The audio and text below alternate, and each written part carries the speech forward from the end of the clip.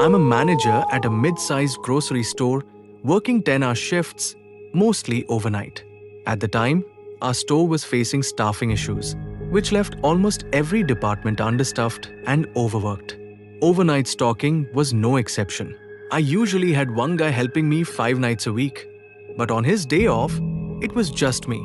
This was one of those nights. I clocked in at 10 pm and was alone by 10:15 pm. After running some numbers in the office, I started pulling out loads of boxes to stock the aisles.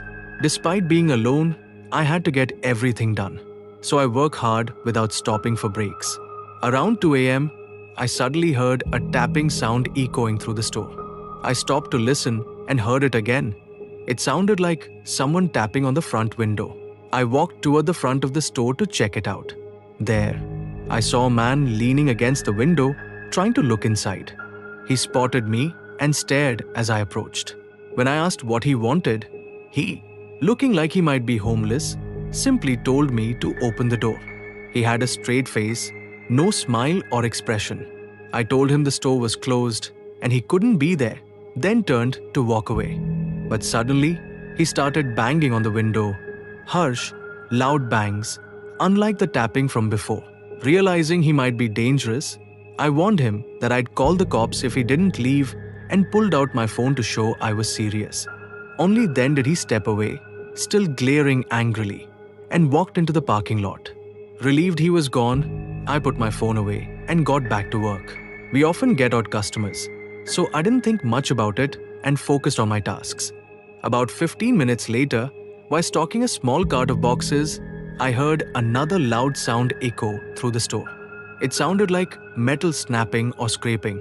Alarmed, I ran to the front of the store to investigate. Nobody was at the windows, so I went to check the revolving glass door. This door used a bolt lock on top to secure it when the store closed for the night. To my horror, I noticed the bolt was completely gone.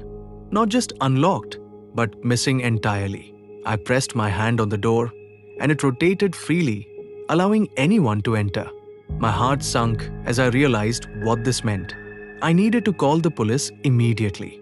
I turned to head to the office, but froze in terror. Standing just a few feet away was the same man from earlier, glaring at me with the same enraged expression. Without hesitation, I bolted through the revolving door, hearing his footsteps close behind me. As I ran into the parking lot, an old van suddenly sped toward me, nearly hitting me. I didn't stop running until I reached my car. Once inside, I realized the man had stopped chasing me, and the van was speeding out of the parking lot.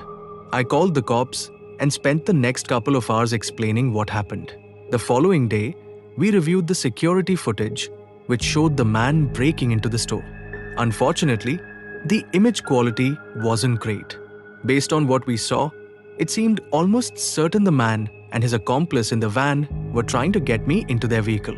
Why they wanted to do that, we'll never know. One thing is clear: if I hadn't acted quickly, I might not be here to tell this story. My name is Caleb Fletcher. I'm 16 years old, and this took place around 8 to 9 months ago on 24th August, which was a Saturday. School had been in session for about 2 weeks, and to their stress, I decided to see if my friends, whom I'll call Griffin and Broly, wanted to hop on Fortnite. My mom and sister were out shopping, my dad was working, and I was bored. It was around 8 pm when we finally got on to play, because I had decided to make pizza rolls beforehand and ended up burning the batch. After a few rounds, I could tell my friends were getting tired of losing, so they got off after only an hour. I planned on just lying down with my phone and going to bed. That was until I heard my 2 dogs barking outside. It wasn't unusual for them to bark, given how people typically walk on the side of the road, but I still looked anyway just to make sure. I didn't see anybody, but seconds after looking out the window, I heard our garage door open and shut. That usually meant my dad was home from work, but I didn't see his van outside, and he had texted me earlier telling me he'd be working late. I decided to walk downstairs into the dining room and look out the window to get a better view. From there, I could see our driveway was empty. There wasn't a person or vehicle in sight. I wasn't the type to investigate further, So I ran back up to my bedroom and texted my family group chat to ask if anybody was home. I told my mom about the garage door, and she told me to turn off the lights, lock my bedroom, and stay there until she got home. I did just that. About 15 minutes later, I thought I heard our wooden floor downstairs creaking, like someone was trying to be sneaky. I didn't have anything to use as a weapon, so I unclipped my microphone's boom arm from my desk and quietly opened the door. I walked out onto our upstairs balcony and looked over, trying to see if I could spot anyone hiding or anything suspicious. I stupidly yelled, "Is anybody there?" Like they were really going to answer. I thought everything was fine until I saw a large silhouette of someone standing underneath the balcony. Panicked, I ran to the closest room with a door, which happened to be my small bathroom. The intruder must have known I noticed them because I heard loud and fast footsteps running up the stairs as I locked myself in the bathroom. I had stupidly left my phone in the bedroom, which was the room right next to me. After building up enough courage, I bolted into my bedroom, locking the door as soon as I got in. My sister's room was right across from mine, and its door was open, so I figured the intruder must have been in there. After locking my bedroom door, I grabbed my phone and typed 911 into it. Just before I called, I noticed that the storage room in my wall was open just a tad. I saw a dark brown eye peeking through the crevice, staring into my soul. The pure terror I felt in that moment is something I'll never forget. I booked it down the stairs and out my front door, running up the hill to my neighbor's house. He was a police officer. He alerted the other cops while I stayed with his wife, and he went down to investigate. I told him exactly where the intruder was hiding in my bedroom. Minutes later, I ran back down the hill to see if the intruder had been caught. When I walked in, I saw a tall, skinny man with a grey beard and a dirty black coat being pushed onto the floor by my neighbor as he was getting handcuffed. I'm not allowed to be home alone anymore, and we have better security around our house now. My family was just happy to know I wasn't hurt, and they were thankful for my neighbor's bravery. I don't wish an experience like this on anybody, not even my worst enemy.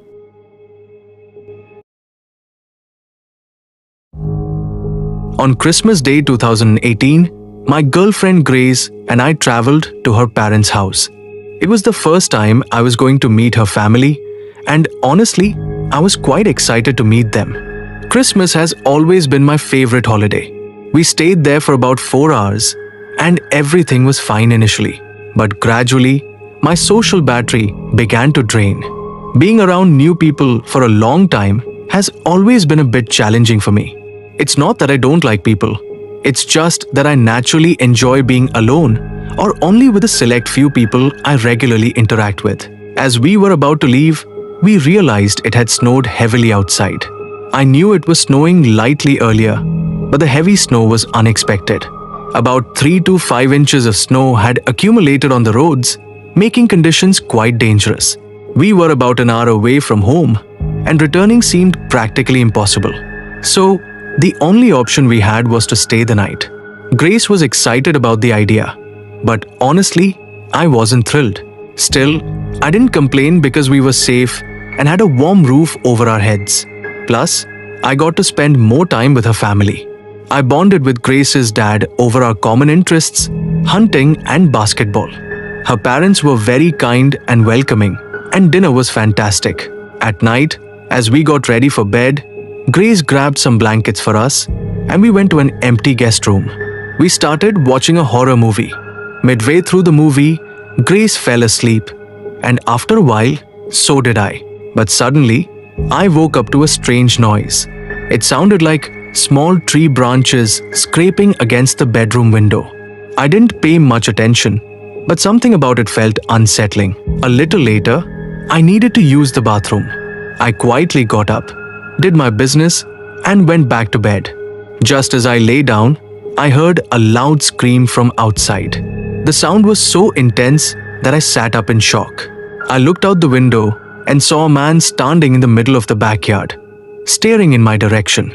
I wasn't sure if he could see me or not, but the whole situation felt so strange that my instincts told me something was very wrong. I tried waking Grace up, but she was in a deep sleep.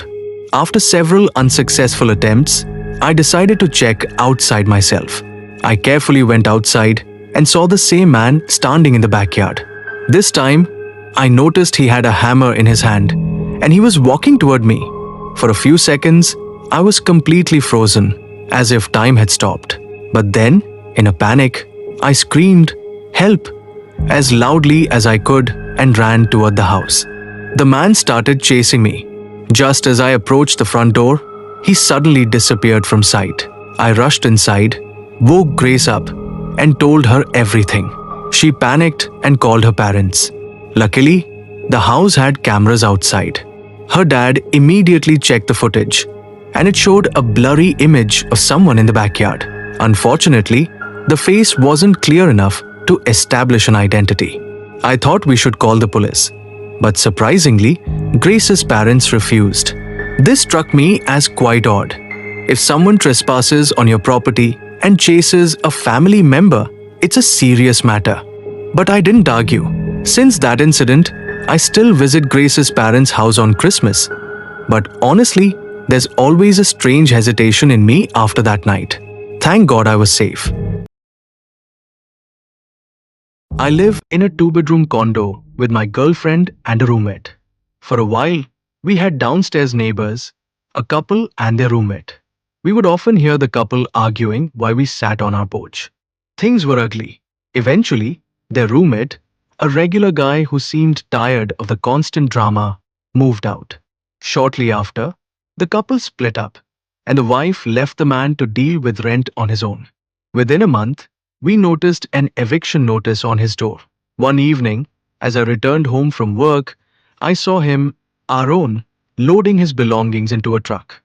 He flagged me down, introduced himself, and launched into a sob story about his struggles. He begged to crash on our couch, claiming he had nowhere else to go. I told him I'd consult with my girlfriend and our roommate. While neither of them felt comfortable with the idea, it was December, and we couldn't bear the thought of him freezing in his car alone on Christmas. The decision was sealed when we saw him crying through the window. Aaron was ecstatic when we let him stay for a week. That night, I cooked a welcome dinner, and he unloaded the entire story about his wife, talking our ears off. However, within days, his behavior turned unbearable. He trashed the living room and kitchen, raided our food, and left the bathroom our roommate used in disarray. On the third night, as we all sat drinking and trying to ignore his presence, he drunkenly made comments about how cute my girlfriend and I were as a couple, and even suggested he could date our roommate and move in permanently. That crossed the line. Our roommate demanded he leave, and we agreed. I planned to break the news in the morning, but the situation escalated overnight. We woke up to our roommate screaming. Rushing to her room, we found our own standing inside, claiming he was letting her cat out. She snapped a photo of him in her doorway. His silhouette was chilling. We kicked him out immediately, despite his protests, and I personally ensured he left in his truck. The days after his departure were strange. Messes kept appearing in the apartment, food went missing, and I often heard noises in the ceiling when I was alone. My girlfriend and roommate didn't believe me, as we weren't aware of any attic access. Then, on Christmas morning, the bathroom began to smell like stale urine. I couldn't find the source until I noticed a stain on the ceiling. A drop of liquid fell on me as I sat on the toilet, and I realized it was urine. In a rage, I found a hidden attic hatch in my closet. Flashlight in hand, I climbed up and spotted two buckets above the bathroom. One tipped over. Between them was Aaron. Pale, thin, and greasy, he begged to stay. I screamed at him to leave, rushed down the ladder, and called the police. Aaron was dragged out, kicking and screaming, but at least he got what he wanted: a roof over his head, meals, and companionship in jail. The incident left us shaken. To this day, we never leave the door unlocked, and I can't help but wonder how close Aaron got to any of us, or what he might have done while hiding in our attic.